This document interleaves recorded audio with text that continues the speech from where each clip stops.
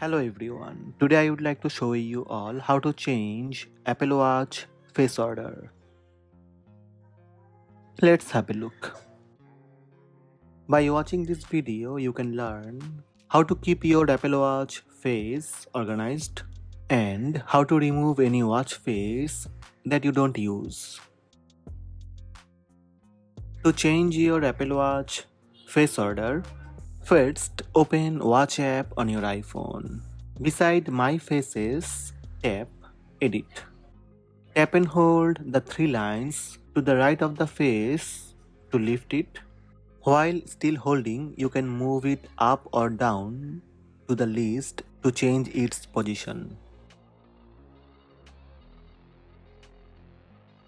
You can also tap the red minus sign to remove a watch face. Tap red minus sign and then tap remove to delete the face.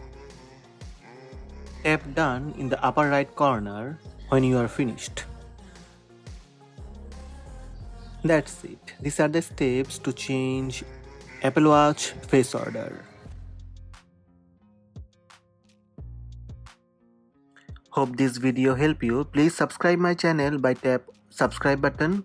Also tap the bell icon to receive notifications about all new videos.